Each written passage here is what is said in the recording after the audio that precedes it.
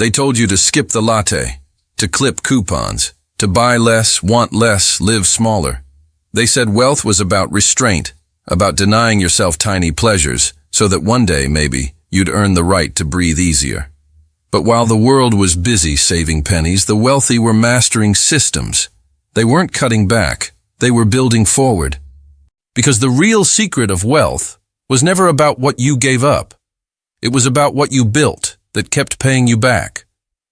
Most people are taught to play defense with their money, to conserve, protect, and survive. But the rich, they play offense. They understand that money is not something you hoard. It's something you direct. It's a soldier you send into battle to bring more soldiers home. And while you were told to work harder, they were learning how to make their money work hardest. Before we go any deeper, I want you to pause for a moment. Tell me, where are you watching this from? Drop your city in the comment box below. Whether it's New York, Mumbai, London, Lagos, or a small town no one's ever heard of, your location doesn't define your limits. It only defines your starting line. Now let's talk about what truly separates those who stay stuck from those who rise. For most people, a salary is a symbol of success. The steady paycheck, the promotion, the benefits. It feels like security, but in truth, it's a ceiling. It keeps you comfortable enough not to question it. You can work decades climbing a corporate ladder only to find it leads to a floor built by someone else. The wealthy understand something different. You don't get rich by selling your time. You get rich by owning what continues to produce even when you're asleep. They turn their hours into assets, dividend stocks, rental properties, royalties, digital products, things that breathe life back into their balance sheets long after they've walked away. Every dollar they earn has a job. Every investment they make is a worker assigned to a specific mission, to multiply. And with the tools now available, brokerage apps, fractional investing platforms, online marketplaces, the barriers that once protected the rich have quietly fallen. You no longer need millions to start. You need understanding. You need consistency. You need the courage to start small. Because here's a truth that data never lies about. Time always beats timing. The idea that you can wait for the perfect moment to invest, the perfect market, the perfect dip, it's a myth. The market rewards the consistent, not the clever. People who invest a fixed amount regularly, who stay the course through panic and euphoria alike, almost always outperform those who chase trends and chase luck. The biggest gains in history happen in just a handful of days over decades. Miss those, and you miss half your potential. The wealthy automate their patience. They put systems in place that don't depend on mood or news. They don't guess. They plan. They let compounding, the quiet architect of empires, do the work that emotion never could. And yet wealth isn't just math. It's mindset. The rich document their thoughts the way an architect drafts blueprints. They don't just wish, they write, they plan, they measure. Because what isn't written doesn't exist. The moment you put a goal on paper, your mind begins to rearrange your life around it. Neuroscience calls it the reticular activating system, the part of your brain that starts noticing opportunities aligned with your focus. The average person says, "I want to be rich someday." The wealthy say, "By this date, I will earn this much in passive income from these specific streams." They turn vague hope into measurable architecture. They review their progress. They adjust. They iterate. They treat their financial life like a company, because that's exactly what it is. And this is where the middle class often gets it wrong. They obsess over cost, while the wealthy obsess over value. The middle class mindset asks, how do I save $20? The wealthy mindset asks, how do I create 2,000? It's not arrogance, it's arithmetic. The rich understand that in a system built on taxes, laws, and leverage, information is the highest yielding asset. That's why they spend more on advice than the average person saves in a year. They hire elite accountants, lawyers, and advisors who understand how to structure wealth, not just count it. It's not about cheating the system. It's about understanding the system. A middle earner may pay 30% of their income in taxes, while a business owner using legal deductions can pay half that or less. They write off their home office, their health insurance, their travel, their retirement contributions. They don't evade taxes, they optimize them. They use the law as it was designed to reward builders, creators, and investors. To them, the tax code isn't a punishment, it's a playbook. And when it comes to spending, the wealthy are often misunderstood. They aren't cheap. They're intentional. They don't say no to pleasure. They say yes to purpose. They'll dine at home not because they can't afford restaurants, but because every dollar they don't waste becomes a seed.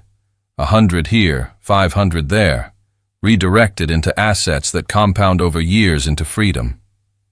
The difference between financial stress and financial sovereignty isn't deprivation, it's direction.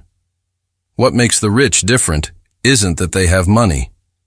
It's that they understand money is a living thing. It grows only when it's put to work. They measure luxury not by the price tag, but by the peace of mind it leaves behind, and they have rules for it. They'll reward themselves, but never recklessly. They define luxury as a percentage of passive income, not salary. Their indulgences are financed by their assets, never their labor. That's how they stay rich, not by saying no forever, but by saying not yet, until it's earned. And in this quiet discipline lies their greatest power, ownership. Because at the core of every fortune, large or small, is the decision to own rather than rent. Employees trade time for wages. Owners trade ideas for equity. You don't have to quit your job to be your own boss. You just have to own what your effort creates. A musician owns their royalties. A coder owns their app. A teacher can own their online course. A photographer can own their prints. Ownership is the new freedom. It's not rebellion, it's evolution. And when it comes to scale, the wealthy understand a principle most fear, the art of using other people's money. To the untrained, debt feels dangerous. To the wise, it feels like leverage. The difference is education. The poor see a loan as a burden. The rich see it as a bridge. They borrow not to consume, but to construct. A property investor doesn't save for decades to buy one house outright. They use financing to control 10. Entrepreneurs don't wait until they have all the capital. They raise it, share the risk, and multiply the reward. Leverage is not gambling. It's engineering. It's using $1 to control 5. But here's the line the rich never cross. They never borrow for things that rust, rot, or depreciate. They borrow for things that produce. They'll take a loan at 6% to buy an asset that earns 10, but they'll never finance a luxury car that loses value the moment it leaves the showroom. They understand that not all debt is equal. Productive debt multiplies. Consumer debt decays. The first builds your freedom. The second sells it. Behind the curtain, the wealthy structure everything. They create legal walls, LLCs, trusts, corporations, not to hide, but to protect. One bad deal won't destroy their life savings. One lawsuit won't unravel their empire. This is not paranoia, it's professionalism. They treat their wealth the way a captain treats a ship, watertight, fortified, built for storms. And if you look closely, you'll see something remarkable. None of these principles stand alone. They form a stack, a wealth architecture, layered and interlinked. Automation of investments keeps money flowing forward. Written goals keep the direction clear. Expert advisors ensure legality and optimization. Controlled spending guards against inflation of lifestyle. Ownership fuels growth. Leverage multiplies it.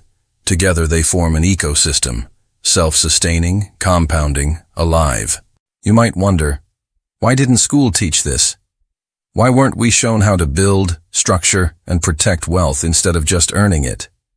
Because schools were never designed to create owners. They were designed to create employees, people who follow instructions, not systems. The wealthy know this. That's why they take control of their own education. They devour books, listen to podcasts, study tax codes, learn real estate, and explore finance like scientists. They don't depend on institutions to teach them.